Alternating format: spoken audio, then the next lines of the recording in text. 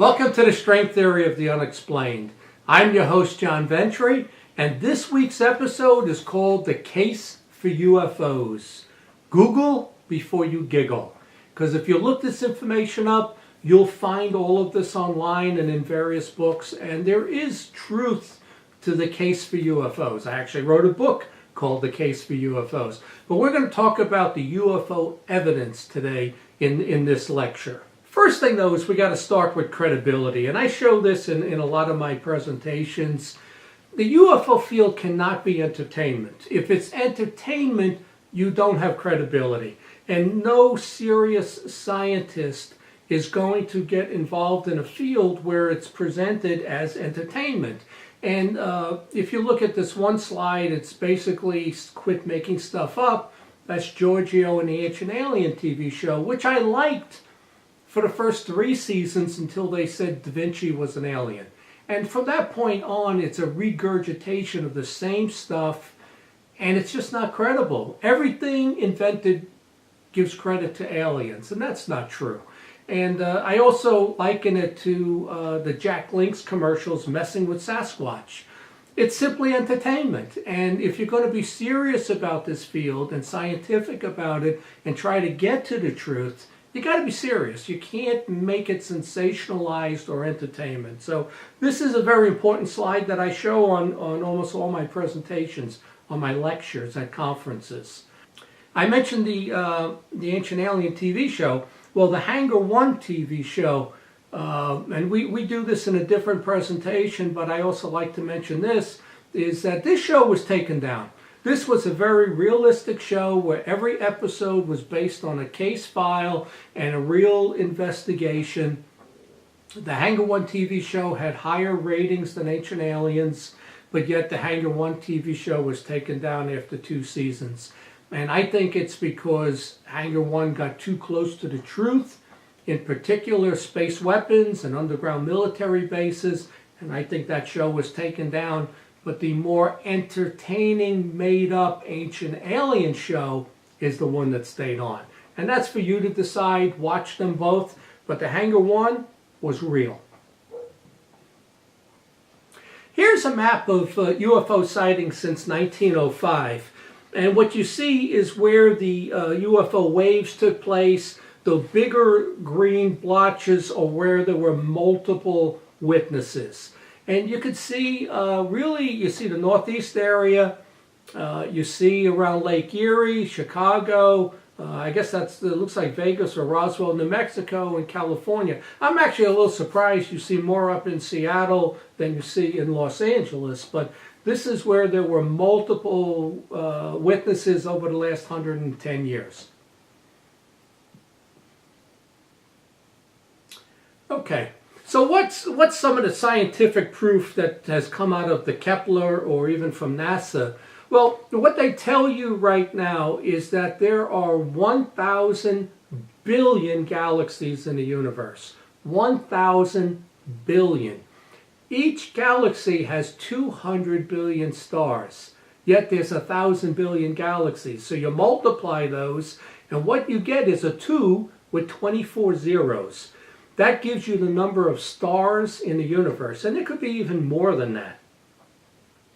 What they say is that there's 1.6 planets per star, and 1 out of every 2 are Earth-like planets. So when you multiply that, what you get is a 16 with 21 zeros. That's the number of Earth-like planets out there. So mathematically, statistically, there has to be life in space. That's the case that aliens are real, that UFOs from space are real. They recently came out and said the Milky Way galaxy has 8.8 billion Earth-like planets. Just like Earth, 8.8 billion just in the Milky Way galaxy. I like to say this: the universe has more Earth-like planets than we got debt in our national and state debt of $22 trillion. And that's probably very close. But here's the thing. If science cannot prove the theory of evolution, and it is not a proven theory, it's a theory, it's not a fact, If you cannot prove evolution is true, then there may be no life in space, and it may be creation. So you have to prove evolution's true in order to have aliens, because they would have had to have evolved. And that's kind of scary to think we may be alone in space. So now there's some downloaded videos in this presentation. I can't show you for copyright reasons, but I do use those for lectures, so I'm going to skip over those. So what we're going to do today is something I call Do You Know, Should You Know? And we're going to talk about some of the military evidence, NASA, what foreign officials and dignitaries have said, presidents, senators, congressmen, and what's going on today with UFOs. Let's talk about military personnel as I build my case for UFO proof, the case for UFOs. And like I said, I have a book out there called Case for UFOs. Let's take a look at this guy. This is Admiral Hillenkotter. He was the first CIA director from 1947 to 1950. It was first called SIG, CIG, then became the CIA. He made a comment that the Air Force personnel have been silenced as far as UFOs go. He went on to become a member of NICAP, which was a large UFO group. He was a board member, and he ended up resigning from NICAP in March of 1962, right on the eve of congressional hearings, where he called for the hearings, was going to get congressional hearings. He was visited by two CIA people who convinced him not to testify, and he pulled out of the whole process and he did not testify. And this would have been important. But that's the quality of the people you had involved from the military back then. Major Donald Kehoe, he was the director of NICAP from 1960 to 1973.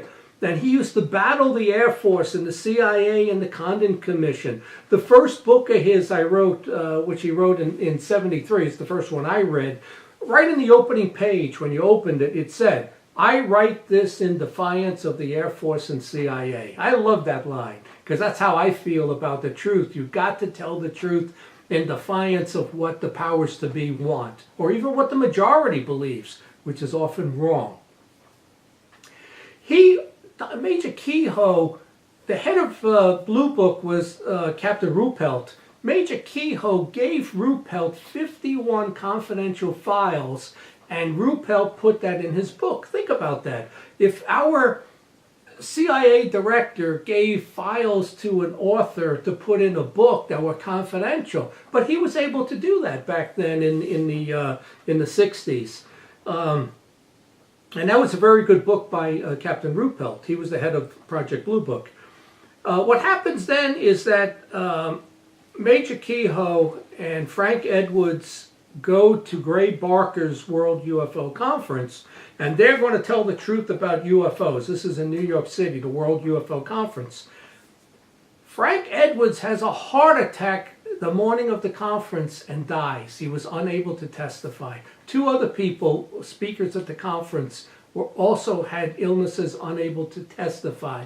And Gray Barker says he was told the night before the conference that Frank Edwards would never speak at this conference, and he didn't. He died of a heart attack.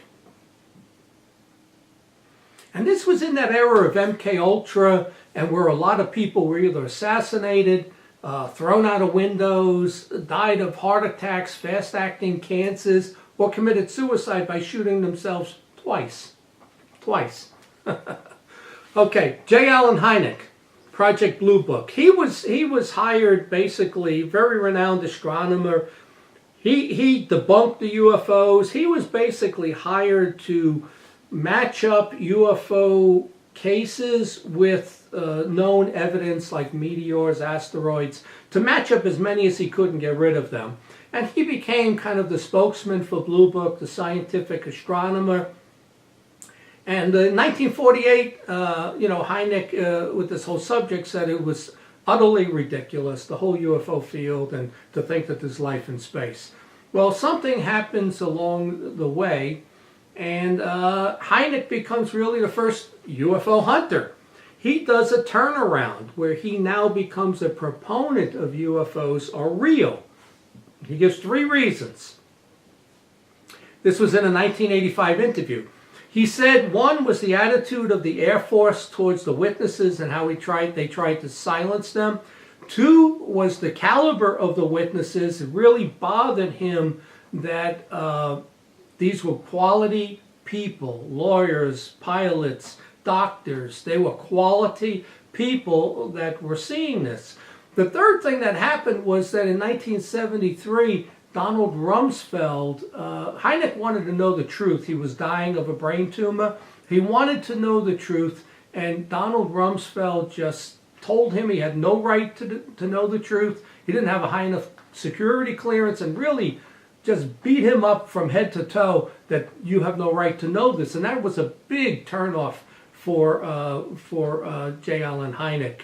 So he made a complete turnaround. He later died of a brain tumor. It may not have been 73. So after 25 years of helping them, he got reprimanded. And he ends up in 73 founding the Center for UFO Studies. He dies later, I think in the 90s, of a brain tumor. And he created the Close Encounter scale, Close Encounters of the first, second, third, fourth kind, and was a consultant to the Close Encounter movie. Now, the interesting thing is that J. Allen Hynek and Jacques Vallée, the 2 biggest names, if you read their books, they go on to say UFOs are real, but not from space. They kind of hint that it's an interdimensional phenomenon, but they say UFOs are real, but they're not from space, which is very interesting. And very few people talk about that. Jacques Vallée, the way he got involved in UFOs in 1961, he was in France and he observed French astronomers erasing a magnetic tape that had 11 UFOs on it. It made him very suspicious, and it got him involved in researching what is the truth regarding UFOs. Something important that happened was in 1954 regarding pilots. The military met with the commercial airline industry. They agreed to impose military restrictions on commercial pilots, meaning they were allowed to discuss what they saw, internally at American Airlines, but if they went to the media, they would be charged with espionage, which is 10 years in prison, a $10,000 fine. So they were basically not allowed to go public on UFOs. What happened was in 1958, 4 years later, Captain Killian, flying from Newark, New Jersey to Detroit, right over Pennsylvania, sees a UFO. He goes public with them. They threaten to imprison him. He says, go ahead. They didn't do anything about it, and that kind of ended the threat on the commercial pilots. Another important case involving pilots was 1986 Japan Airlines Flight 1628. A 30-year pilot like Killian sees a mile-long UFO over Alaska. He reports it. The FAA acknowledges it. Callahan was involved in the FAA at that time. He says it was real. This Japanese pilot, Teriguchi, I think his name was, he was assigned to a desk job at that time for reporting the UFO. So there's a lot of pressure on pilots not to report UFOs, which makes you believe they're real. Something else important is the Bollinger memo. General Bollinger, in October 20th of 1969, right before Project Blue Book ended, I think the report was coming out a few weeks later in December of 69, he makes a statement saying that UFO reports that affect national security are not part of Blue Book. Because Blue Book basically said there's nothing to these UFO reports. So the general says the best reports were not given the Blue Book if it was national security over, Air Force bases, nuclear power plants, missile sites. Anything involving national security was not sent to Blue Book. And he said they were investigated under JANP 146 and Air Force 5511. and JANIP is Joint Army, Navy, Air Force procedures, and the procedures are there under those two, JANIP 146 and Air Force 55-11 on how to report and investigate UFOs. So, interestingly, the press, they got Blue Book late at night at the 11th hour. They never read it. They were told, you don't have to read it. We're going to cover it at the press conference. So they never read it, and they took the word of Blue Book, how they presented the evidence and said there's nothing to UFOs. They never mentioned what General Bolander said, which was hugely important. Another General, Chidlow, in 1953, this was during Korea, he makes this statement: we have stacks of UFO reports. We take them very seriously. When you consider how many planes and men we have lost trying to intercept UFOs. Frank Frascino writes a book on the Flatwoods case around that same time. He investigates the Air Force. He finds that during the Korean War, we lost 82 planes over Korea during the fighting, but we also lost 63 planes in training missions off of the East Coast of the United States. In many of those instances, the pilots, there was 2 pilots, they didn't eject. They went down with the plane. Now, if you were having a mechanical problem, you would have ejected. Frank believes there was a UFO battle over the Atlantic, and that's why these pilots were killed and so many planes were lost, almost as many planes as in the Korean War, and that led to the famous Flatwoods UFO case in Flatwoods, West Virginia. But the important thing here is the general says we have UFO reports and we've lost many pilots and men. The the Disclosure Project was held 4 times at the National Press Club. 2001, and that's in D.C. 21 military scientists, they sign affidavits, they say they're willing to testify to Congress that UFOs are real. 2007, you have 19 people testify, generals, pilots, Governor Symington, same thing. 2010, this was based on the nuclear facilities. 7 officers and 1 enlisted man. They tell the story of UFOs over nuclear sites. 2013, I attended this one with Stephen Bassett. He created a mock congressional hearing, which was really interesting to attend and see it like a trial in front of Congress. And in all of these instances, the findings and the briefings, they're just not accepted. I remember when I went to the 2013 one, the Wall Street Journal was there, I believe, or the Washington Post.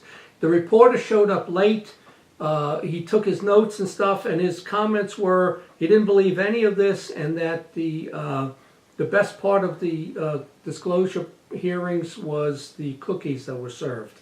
That's the extent of the believability of mainstream media. Now, you don't get that with local media covers it more factually. Mainstream media has a bias to not tell you the truth about it.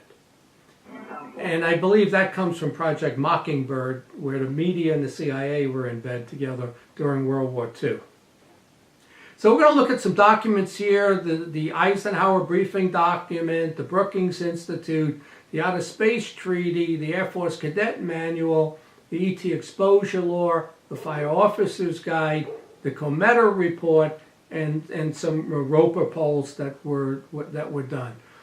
This is real interesting. This is the Roswell, the General Ramey memo to General Vandenberg. And what you see there is the picture of Jesse Marcel holding the material that was found at Roswell. The red square you see there is the memo in his hand. With today's technology, they were able to take this memo and blow it up. On the memo, you can see many of the words, not all of it.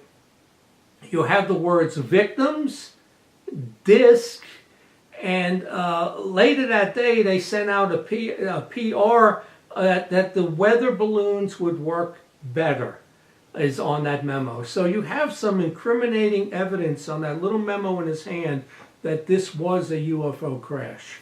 Okay, this one here is the Majestic 12 Cutler-Twining memo. And basically a memo from 1954 from Robert Cutler, where they're talking about MJ-12 and UFOs. And you can see here where it says the president has decided that the MJ-12 briefing should take place during the already scheduled White House meeting of July 16th, etc., etc. So they're talking about MJ-12, which some people say is real, others say it's not real. I believe it's real. Here's the actual MJ-12, secret memo signed by Harry Truman, September 24th of 1947. It's actually before he went into office. Here you see the memorandum for the Secretary of Defense to Forrestal. Okay, here is again, you see the MJ-12, your eyes only. This is the actual document. These are the people involved. It's dated November 18th of 52.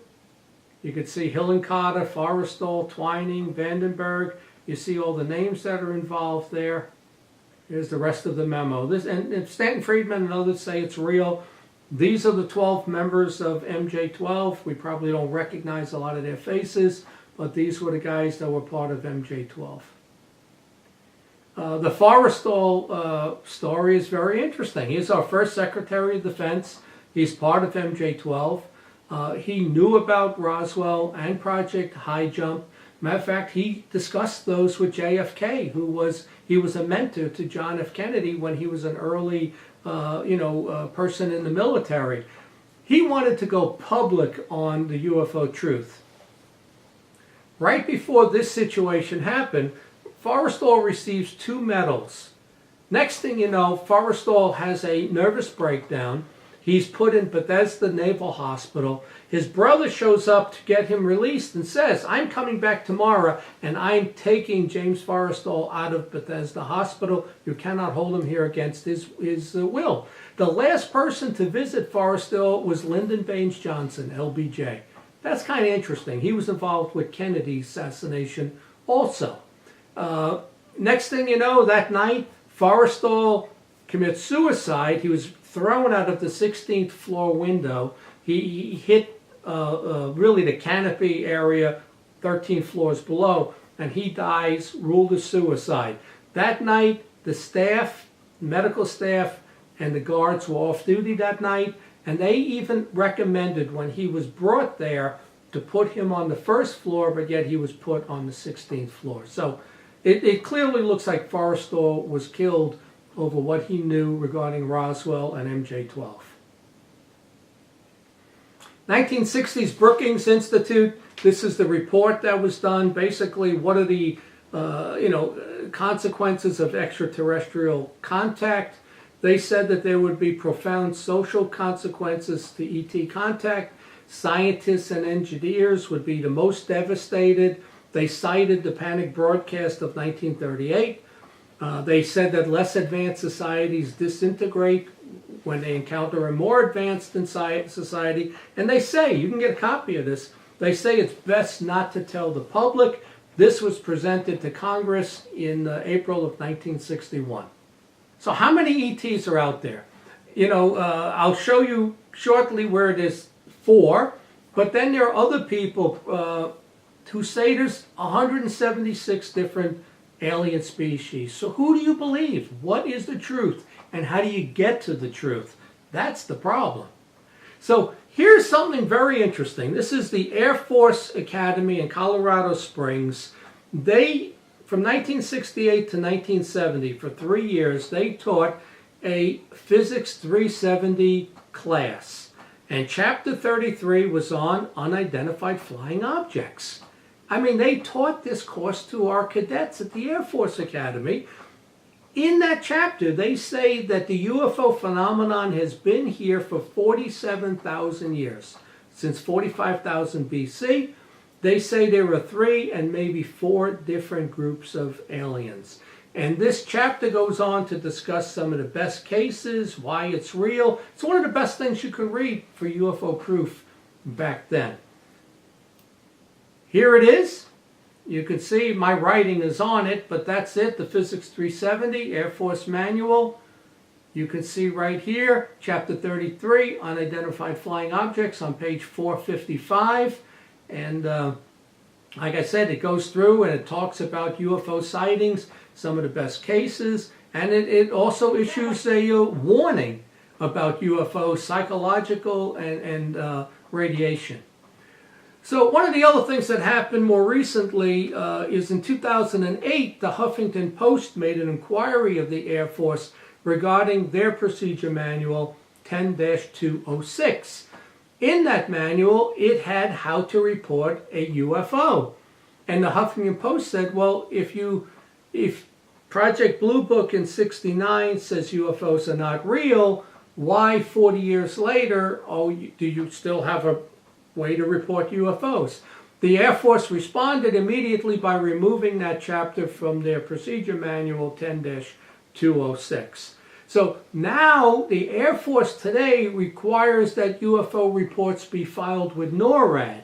And you find out that NORAD is not subject to Freedom of Information Acts because it's North American. It's not American. So you can't force NORAD to give you information.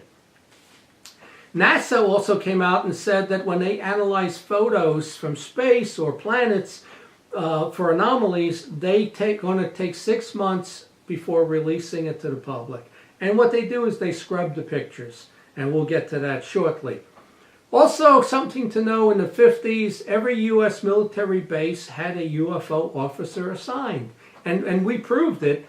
We did a survey with MUFON and asked, has anybody been a UFO officer at a base? And 2 people came forward. And there were memos referring cases to the UFO officer at the base.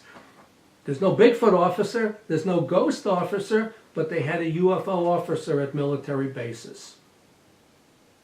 Also of interest is the Air Force has a secret space program. It's been in place since 1982. Their budget is larger than NASA's. They fly the X-37B, which is a remote-controlled drone of the space shuttle. And it's just amazing stuff. I actually saw it on TV. It went right over everybody's head in 2012. That's when I discovered this. Here's that reporting mechanism where you see unidentified flying objects for the Air Force. They removed that one. Here's the X-37B. They've been flying it since 1999. Think about that. We're going to be 2018. 19 years ago, they had a drone space shuttle, much smaller, 9 feet high, 29 feet long, unmanned drone. You see it right there. There's a 2010 picture of it with the officers right next to it. But they've been out in space. That mission in 2012, it was out in space for 3 years and came back, and they won't tell you what it was doing in space. I think we've been to Mars and the planets and everything. I think we've already been there. Here's another one that they have. It's called the X-47B, and I think there's a lot of UFO cases where we're seeing military technology and craft. Something else was the extraterrestrial exposure law in 1969. It basically said that anything extraterrestrial from space that you cannot, the general public cannot go near it, they can't touch it, you're to leave the area, not make contact, and report it. If you don't do that and you make contact with it deliberately, you can face a $5,000 fine, 1 year in prison, and be quarantined by NASA without a hearing. Now that's interesting because NASA is a private company, it's not really the government. But no one was ever prosecuted for this. It was overturned in 1991.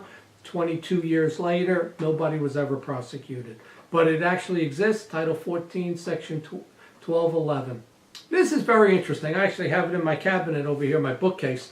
This is the Fire Officer's Guide to Disaster Control, Chapter 13, on page 458, very similar to the Air Force Academy's procedure. You have a section on UFOs, a threat. What to do. It tells some of the best stories about UFOs, some of the best cases. It issues a warning not to approach them because of radiation and psychological damage. And one of the interesting things is there was 2 authors to this Fire Officer's Guide, which is a FEMA approved manual in every fire department in the country. One of the two men involved in this was a witness to the Battle of LA in 1942. I believe he was 10 years old. He saw what took place, and when he became an adult, he became an attorney. I think it was in the military reserves and a deputy fire chief in Cincinnati. And he co-writes this book because he saw the UFOs. Here are some poll results. You can see 1947, only 9% believed that the UFOs were real. That's during the Roswell times. Nobody heard of UFOs. Interesting, in 1977, they polled pilots. 70% of pilots believed UFOs were real. In 97, it was 72% because of the Phoenix Light cases. Most of the other polls was around 50%. And then you see more recently, in 2008 with Stevensville and the Bucks County cases, 82% believe UFOs and life in space is real. About 3/4 of the people believe the government's lying about UFOs. 14% of people have seen a UFO, and a little less than 3%, or around 8 million people, believe they've been abducted. Let's take a look at some of the Apollo sightings and the Apollo astronauts. This is Lockheed engineer Don Phillips. He basically goes on, he talks about Neil Armstrong and on the other channel where Neil Armstrong was saying that they're here, they're right there, look at the size of those ships, they don't want us here. And he says that we know that there were some captured craft in 47 in Roswell. It's real. There was no question that there are beings from outside of the planet. Lockheed Skunk Works head Ben Rich says in 1993, we already have the means to travel among the stars, but these technologies are locked up in black projects, and it would take an act of God to ever get them out to benefit humanity. Anything you can imagine, we already know how to do. That's his quote from 1993. And think about that. That's 25 years ago. Okay, astronaut Gordon Cooper, Mercury 7 astronaut. He was the last astronaut to fly alone in space. He filmed a UFO in May of 1957 at Edwards Air Force Base. Neil Armstrong, Apollo 11. He was the guy saying that these babies are right over there. You can see them, they're gigantic. So, and that was picked up. Who told us that was the NASA communications chief, Maurice Chatillon. He said that's what Armstrong said. Armstrong has always refused interviews. He did not want to be caught in a lie, so he never gave interviews regarding UFOs. Edgar Mitchell, been Apollo 14, one of the stronger proponents of UFOs. He claims that we made contact and it's been covered up for 70 years. It's interesting, in one of my books I put a theory that Edgar Mitchell was actually the first person to step on the moon. That Apollo 11 and 12 were staged. 13 was the first attempt, and that's where we had all the problems, and 14 was the first real one. I don't know if that's true or not. Edgar Mitchell went on to say that ET visitations are real, crashed craft. We've recovered bodies, we've reversed engineered it. There's a lot of disinformation in this field. Aliens have contacted humans. They look very different from us. Had they been hostile, he warned, we would be gone by now. He said the UFO phenomenon is real. Gemini 4, you got astronaut James McDivitt. He saw and photographed an object from the Gemini 4. He turned the film over to NASA. He said later when NASA showed him the pictures, that was not the pictures of what he filmed. In Gemini 7, astronauts Borman and Lovell, they saw a UFO. They reported it. They were told it was the booster rocket. And I think it was Lovell said, no, I can see the booster rocket. That's not the booster rocket. It's something else. Interestingly, this was a day before the Kecksburg incident. where something was seen, and some people believe it actually struck Cosmos 96. But it was this, what I say, and Owen Eichler and I say, Kecksburg was a GE Mark II spy satellite launched on December 7th. It struck Cosmos 96. We know it had a copper alloy heat shield which glowed green. It had an atomic reactor on it, which is why they went in the woods to cut it out. And the interesting thing on the base of it, as you see here in the middle top, there's a 5-pointed star with a circle in it, which is a Army and Air Force symbol. Why would that be on an alien craft? So, you know, we had crash retrieval and recovery procedures under Project Moondust. Even though Kecksburg's just 10 minutes south of here, I think Kecksburg came in as space debris. It was a spy satellite we were using over Russia. And we prove it in another documentary. Here's what you see as on the right is the GE Mark II satellite where the officers were. On the left is a mock-up of what was seen in Kecksburg used for the Unsolved Mysteries. To me, they look very similar. The one on the right is in a holding case around the base, but they look extremely similar. Okay, Apollo 16. This is a photo that was taken from Apollo 16. Clearly looks like a UFO above the surface of the moon. You can see it. This was taken by Ken Mattingly, Charlie Duke, and John Young. They made the video, and that's what's seen. This is the space station. Astronaut Charles Camarada.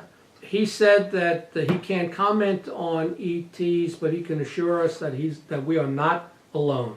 This is very interesting testimony. Ken Johnston and Donna Hare, they were at NASA and they claim to have seen photographs being scrubbed and doctored as far as UFOs go, the Mars photos in the Cydonia area. They say this, and that's why they hold these pictures 6 months to go through them and scrub off anything that we shouldn't be seeing. Here's a picture that NASA got back in April of 2012. You see in the bottom left some sort of a craft there, and we're told that that's a sun flare. Well, it looks like it has structure to me, and it looks pretty good. This is from Skylab, 1973. Astronauts Alan Beam, you can see the other astronauts, they filmed this object off in the distance. And all of this can be found. They're actually on the NASA website and out on videos you can find where they show it. That's the object as it's magnified. It's interesting. Nick Pope, we've had him at all of the Pennsylvania conferences to speak. He worked at the British Ministry of Defense. He actually had a UFO desk in the basement of the Ministry of Defense. And, you know, he was the one that the X-Files TV show was based on. Interesting guy that we've had at every one of our conferences. Okay, this is Churchill. Interestingly, it was brought to Churchill's attention that there was a UFO flying next to one of his British aircraft. Churchill feared there would be panic. Photographs, they said it was hovering, made no sound. Churchill's comment was that this could destroy one's belief in the church. And in 1952, he said, what does this all amount to as far as flying saucers go? And here's the memo. What does all this stuff about flying saucers amount to? What can it mean? What is the truth? Let me have a report on this, and that's his initials. I would like to find the report that was given to him at that time. This is General MacArthur. He gave a speech at West Point in October of 1955. He said, the nations of Earth must prepare for an ultimate conflict between a united human race and sinister forces from another galaxy. So what was he referring to? It's pretty clear that he's talking about a conflict that may take place in the future. He says the next war will be interplanetary. The Canadian Minister of Defense, one of the highest level people to come out and talk about UFOs, he's given numerous lectures and interviews where he talks about the United States position to shoot down UFOs, he claims, is extremely dangerous. extremely dangerous. We don't know how powerful they are. And the United States should not be doing this without the consultation of the entire world. Here's a memo from Canada. What you see on the bottom, this is in reference to flying saucers. You can see it there. It says flying saucers. Number 6 on the bottom says maybe we had better talk over this when we have thought it over. That's the handwritten note. This is Grant Cameron's website on UFOs, presidential website. If you were to click on each of those presidents, it gives you all the background as to what happened during that administration, anything that the president or politicians had said. Interesting story about General President Washington. He has this portrait done, which is clearly Freemason, but in his war diary, he speaks of 3 meetings he held with green-skinned Indians. There was a glowing orb in the woods of Valley Forge, and he says that they gave him information so they could escape Valley Forge. So did UFOs help the president and help the founding of this nation? As far as Eisenhower goes, the story is, and there are witnesses, that there were 3 meetings with aliens. The first one at Edwards Air Force Base in Palm Springs, February of 1954. They wanted us to give up our nuclear weapons. Eisenhower said no. They met again at Holloman Air Force Base in New Mexico in 54 and in February of 55.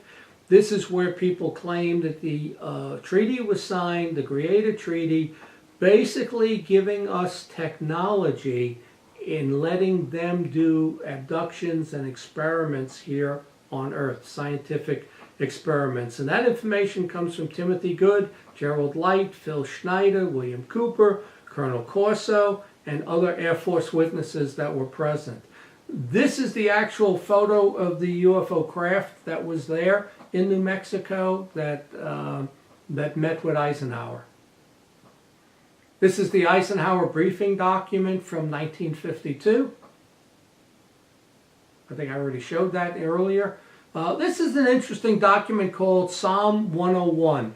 It's extraterrestrial entities, technology, recovery, and disposal. It's basically what to do if you come across a crash, how to gather up everything. And another one was authenticated by Dr. Woods, Stanton Friedman, Majestic 12. They say it's a real manual. And it makes sense that we would have something like that.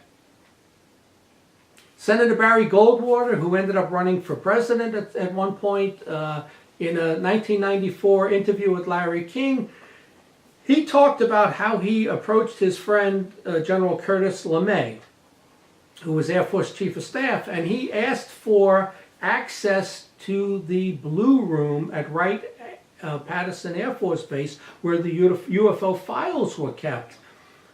General LeMay got really upset, told him, "Don't ever ask me that again." He never denied that that information was there. He just told Goldwater he would not be allowed to see the UFO evidence. So it's almost a left-handed confirmation that UFOs are real and that they've been brought to Wright-Patterson. President Kennedy was a protege of Eisenhower's and Forrestal. Kennedy saw a UFO in Nantucket in 1963. He's given numerous speeches about secret societies and really free speech. He said that there's 7 days before his assassination, he said, "There's a plot in this country to enslave every man, woman, and child. Before I leave this high and noble office, I intend to expose this plot. Anyone who wants a one world government, a new world order, one leader, one military, one religion, you're crazy.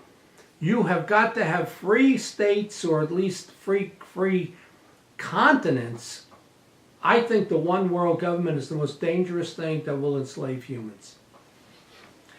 This is a November 12th memo to the CIA where Kennedy asked for all the UFO files to be on his desk by February of '64. He also, this was 10 days before his assassination. Here's another memo, again, right before his assassination, saying that we should cooperate with the Soviet Union because Kennedy was afraid of a UFO being mistaken for a missile and starting World War III. Now, interestingly, when polls are done as to why was Kennedy assassinated, only 3% of people believe it's over UFOs. I think Kennedy was killed over the Federal Reserve because he created the silver certificate. That flew in the face of the Federal Reserve. You can see the United States government would back the silver certificate. The Federal Reserve backs other currency that we currently use. And I think when he took on big money in the Federal Reserve, that's why Kennedy was killed. Let's take a look at Carter. Let's see, President Truman in 1950 said, "I can assure you that flying saucers, given that they exist, are not constructed by any power on Earth. I was briefed quarterly on UFOs." And in my book, The Case for UFOs, I give you the guy's name who did the briefings quarterly. President Carter actually filed a UFO report in 1975. He said in 76, if I become president, I'll make every piece of information that they have on UFOs available to the public. I'm convinced that UFOs exist because I've seen one. President Nixon, 1974, he's good friends with Jackie Gleason. Gleason wants to know about UFOs to see the evidence. One night, Nixon gets a car, he picks up Jackie Gleason, takes him to Homestead Air Force Base in Florida, shows him the ET bodies and the wreckage. This is Jackie Gleason's wife, Beverly, who's telling Larry Warren the story. She said that her husband, Jackie Gleason, went into a very deep type depression and very introspective over why won't we tell the public that UFOs are real. Let's take a look at President Gerald Ford. When he was congressman in 1966, there were UFOs over Michigan, and he asked for and got hearings on UFOs. Those congressional hearings were held in 1966 with Ford. Again, in 1968, congressional hearings with Carl Sagan, and the UN held UFO hearings in 1978.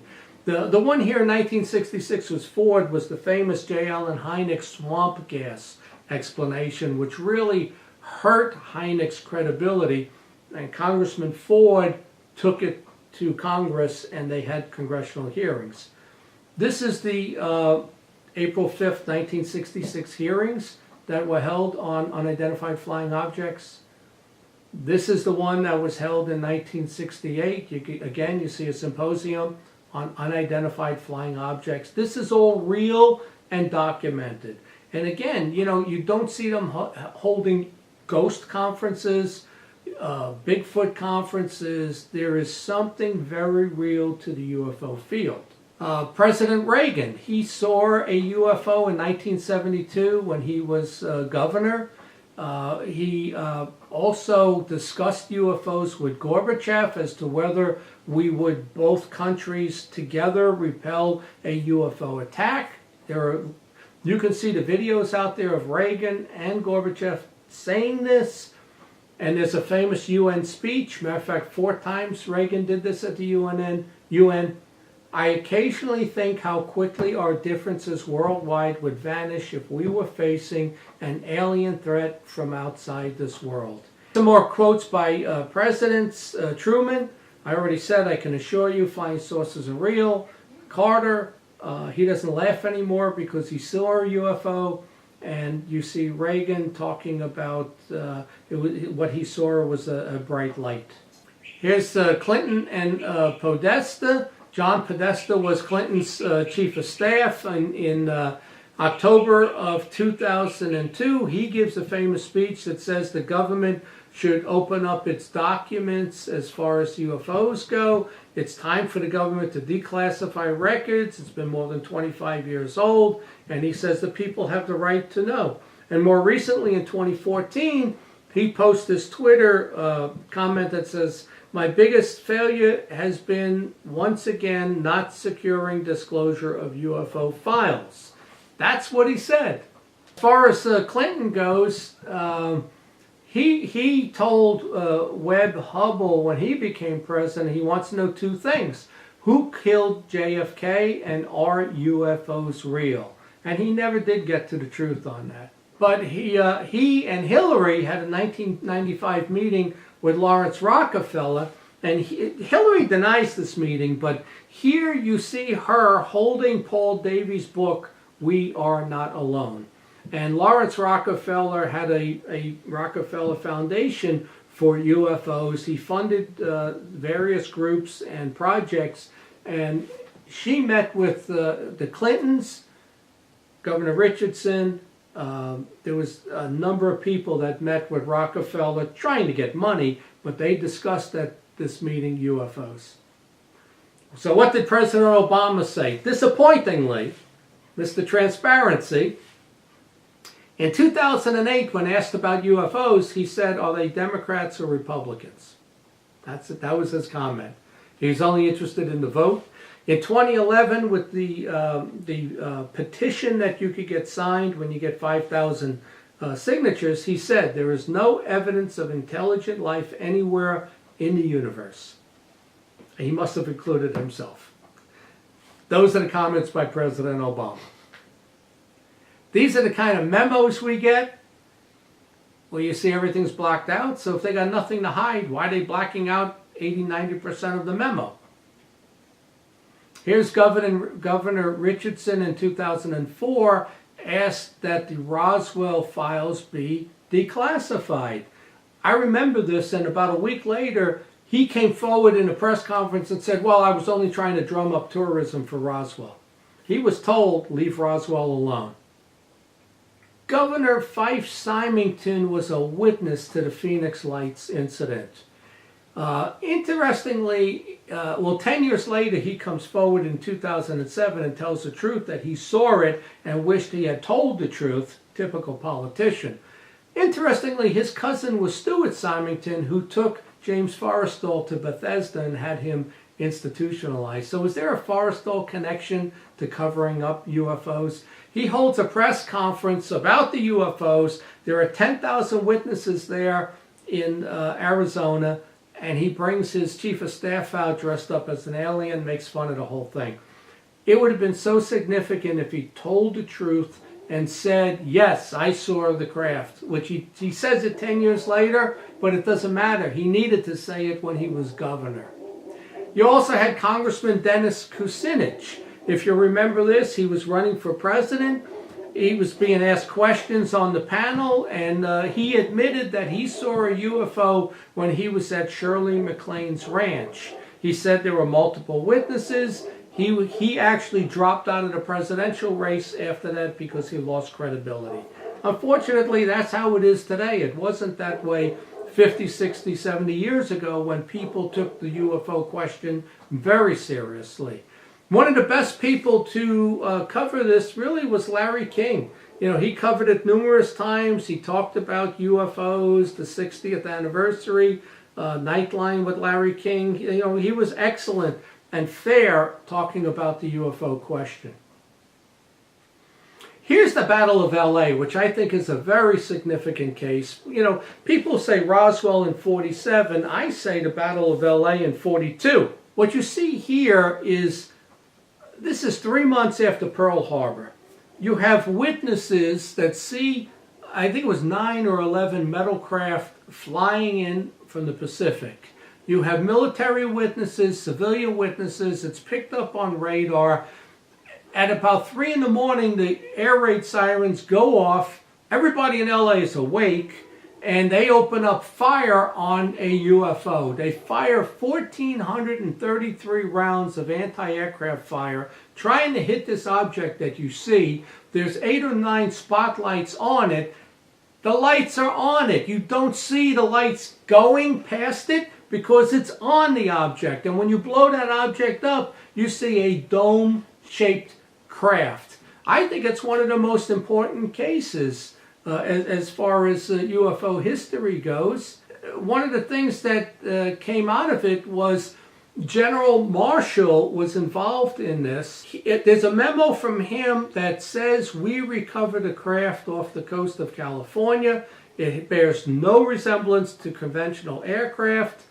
He thinks it's not earthly, it's extraterrestrial. He wanted a group formed, which we did form, called the IPU, the Interplanetary Phenomenon Unit. That was formed because there are other memos that refer UFOs to the IPU. It was also the Battle of LA, the first time we shot at a UFO, the first time we denied UFOs, and the first time we used a weather balloon excuse was in 1942, not 1947. So to me, that the Battle of LA was a very important case. And I think it was February 24th was the actual date of the occurrence. Here you see Roswell. That's the front of the paper that we captured a flying saucer.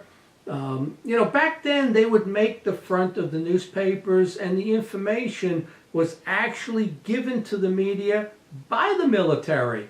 That's interesting. They didn't have protocol. There you see the 1952 Washington Post. It says, saucer outran jet, pilot reveals. These were the famous UFO 2 weekends in a row over Washington, D.C. Again, front page newspapers. Here's some video footage of the UFOs over Washington, D.C. in 1952. The excuse here was given that those are reflections off of lampposts, is what you're seeing right there. This is July 12th of 1952. So that's the footage. Whether it's real or not, I'll leave that up to you. I don't think they're reflections from lampposts or cars. Here's the Fall River, Massachusetts news in July of 52. Jets told to shoot down flying saucers. This is when the president said that if these craft cannot be talked down, then shoot them down. And see, that's a standing order that's still on the books, that if you encounter flying saucers, UFOs, you should shoot them down. This is a famous case in 1952 in Salem, Massachusetts. Coast Guard witnesses. Blue Book, Project Blue Book says these are just reflections of light. Here's a 1950 Roswell FBI memo. Talks about 3 circular flying saucers recovered in New Mexico. They're 50 feet in diameter. There's 3 bodies in each. They're 3 feet tall. They have metallic suits on, and there would be no further investigation by the FBI, which seems kind of strange that there's no further investigation. This is a FBI memo from J. Edgar Hoover, and they're asking the FBI to get involved in UFO investigations. And what he says is that he wants access to the LA case. And he says it was taken by the Army, and he wants to be able to investigate that, whether that means Los Angeles or Los Alamos. Nobody really knows what he meant by that, but that's his handwritten note on there, that he would get involved in UFO investigations, but he wants access to this famous case. Here's a 1976 FBI memo on cattle mutilations in Marshall City, Illinois. The FBI memo says mutilations of cattle are only a forerunner of later mutilations of human beings. Well, that's encouraging to know. Like, what are we going to do about it? But that's what the FBI memo says when we had all those cattle mutilations out in Colorado and out west. So here's a General Twining memo from 1954 regarding flying discs. He says that the phenomenon is real. The discs are large as a man-made aircraft. They're metallic objects leaving no contrail. A detailed study is recommended. And there's the actual memo. This is what he said in 1954. Here you have another memo from September of 1947 to General Chogin. And you can see up top it's concerning flying discs. And it says, the phenomenon is something real and not visionary or fictitious. And these memos are all out there. I mean, you can access them. You can look them up. 1950 memo from Wilbur Smith in Canada regarding Project Magnet. These are his handwritten notes talking about UFOs. And again, the highlighted area you can see here, he's talking about flying saucers. And again, it's another example that UFOs were discussed and considered to be real back then before the cover-up took place. This is the August 1965 Rex Heflin photo. What I find interesting about this, he took this picture. He was a highway accident investigator in Los Angeles. This picture is said to be real, and if you look right below the craft, you can see on the ground that it's causing a dust up. So however it's propelled is making the dirt kick up on the ground. I mean, that to me, that tells you that this is not a faked photo. He gave the originals to NORAD, who then denied receiving them, said it was a hoax. He kept this copy, but he didn't have the original negatives because he gave it to NORAD. The October 1967 Shag Harbor was the first time the Canadian government admitted that there was a UFO crash. You can see it was the front page of the Canadian newspaper over in Shag Harbor near Nova Scotia. Now, one of the things, and I wanted to talk to them about this at their 50th anniversary, was there was a yellow foam that they saw on the water and a sulfur smell. And my partner, Owen Eichler, and I believe that this was something called teochol, which is a polysulfide rubber mixed with rocket fuel. And this would continue to burn under the water if it was a craft like that spy satellite that was used in Kecksburg. But if it was an engine propelling it, it would produce exactly what they found in Shag Harbor. So I don't know if this is the same as what was found in Kecksburg, whether this was a military craft or a real UFO. Here's two interesting pictures. October of 2017, Delta flight carrying the Oklahoma City NBA team was struck by something. You see that on the left, it hit the nose of the aircraft. And almost an exact same picture, very similar from Air China. Actually, when I did the Hangar One TV show, we showed this in an episode in June of 2013. Something hit the airplane. There was no blood or feathers or any trace evidence on either aircraft. They don't know what hit the planes. And luckily, it didn't take the plane down. But here's the newspaper from the BBC that the Vatican say aliens could exist. And what Father Gabriel Funes says is, just as there are multiple forms of life on Earth, so there could exist intelligent beings in outer space created by God, and some aliens could even be free from original sin, he speculates. So 3 times the Vatican chief astronomers have made statements, 1957, 2008, and then Father Balducci also made a similar statement to Father Funes. And they have 2 observatories, one in Rome and one in Arizona that the Vatican used. So what are they looking for? Why does the Vatican have observatories? Here's something, a poster, I actually have this upstairs, called The Truth. It's quotes by famous people, presidents, etc., things they said about UFOs. Now, there are a number of explanations for this. I've given you mostly the UFO extraterrestrial explanation, and that's considered the ETH, extraterrestrial hypothesis. That would also include ancient alien theory, prison Earth theory, stranded Earth theory. But there's also, UFOs can be interdimensional. They could be related to Earth but come through a dimension. You also have an interdimensional theory of fallen angels, that they are the grays and the abductions, and that the UFOs that are seen are actually materialized energy. They are able to materialize what you see, and sometimes they even just put that thought in your head. There's the extratemporal, which means it's us coming back from the future. You have the cryptoterrestrial theory, which is the hollow earth theory, that there's another species that has always been here, whether they're under the ocean or under the ground, like Antarctica. Another explanation is that it's all a hoax. or it's just psychological. And that's the problem when you go to the medical field, and psychologists and psychiatrists, they tell you it's all in your mind, nothing of this is real, and they can give you a prescription, but the prescriptions don't help. So that's why you really can't take this to the psychological field. You also have the explanation that these are really just military programs.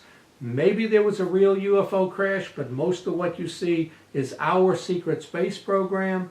You have some people who actually say, and this is a scientific theory, that everything is a hologram. We're not really here. We're in a computer program, and this is a hologram like the Matrix. Or what you're seeing is just natural. It's can be explained scientifically, or it's some combination of this. So these are your 9 or 10 explanations for UFOs. I don't know what's real or if it's a combination of it, but there's plenty of evidence that something is going on. I say, what if? Carl Sagan said there's life in space, but we would only be visited about every 10,000 years. I think he's wrong with that. I think it's more on a 5-year cycle, because the bigger cases is every 5 years. 42, 47, 52, 57, the big cases every 5 years. And maybe that's how long it takes them to go back and forth. But one of the things that happened, and it's not discussed much, is there was a UFO crash in 1936 in the Black Forest of Germany. That led to the Nazi and Hitler involvement in the Hollow Earth theory, the Vril, and his occult beliefs. It led to Project Paperclip, which we know we got these German scientists, where we got the rocket technology, we formed NASA. Some of the other things, and you should look this up, is MK Ultra came out of that from really the German and Japanese experiments. We continued that with mind control, trying to use remote viewing. We got very occult. The Collins Elite was formed to look at the paranormal and UFOs. It was a branch of the CIA, but the Collins Elite concluded there are no UFOs. It's all occult activity and interdimensional. Some people say NASA has a secret space program, and it could have all come from the 1936 Black Forest crash. And maybe Roswell was the testing of what we got from Germany in 1945. 2 years later, we tested an anti-gravity craft. We know that the 1973 abductions were real, that took place up the Mississippi River, across Pennsylvania. It seemed like a new species of alien showed up. They had 6 weeks to get in and get out. And October 17th of 1973 had the most UFO abductions ever reported. But are the modern abductions and the cattle mutilations, are they really done by the military? Is it military experiments, which is called My Labs? That it's the military continuing to do these experiments. Some people say that the whole abduction thing is really a demonic possession. There are no aliens, or they're tricking us. You look at CERN. CERN in Switzerland really could be an attempt to contact another dimension. So who knows what the truth is to UFOs? They may not be extraterrestrial. So if they're not from space, what do the famous people say? As far as being interdimensional, John Mack, J. Allen Hynek, Jacques Vallée, John Keel, Brad Steiger all say it's interdimensional, it's not from space. On the fallen angel side, that it's interdimensional, but it's really, you're dealing with good and you're dealing with evil. It's angels and fallen angels. You got Lord Hill Norton. You got Arthur C. Clarke, Whitley Strieber, Carla Turner, Joe Jordan, Michael Heiser, Guy Malone, L.A. Marzulli, and Chuck Missler. So for every one of those theories I told you, there's stacks of books, and nobody knows what the truth is. You can never seem to get your hand on it. My personal belief, there's not going to be disclosure until that creature or ET wants it to take place, because I think they're in cahoots with the government somehow. There's an agreement there. I also think disclosure comes through the religious community. I think that's the way disclosure is going to come. It gets the government off the hook. They can say it's the first time, but it'll be revealed through those observatories that the Vatican has either in Arizona or in Rome. We got this little thing called the Constitution, we the people, and it doesn't seem to apply when it comes to telling us the truths about UFOs. So that's the evidence for UFOs. Again, you're viewing my media company, The String Theory of the Unexplained. My books can be found on Amazon Kindle, and they make for a pretty good holiday gift. So that's this episode of The String Theory of the Unexplained, The Case for the UFOs. I wrote a book on it, which you can find, and we will see you next week.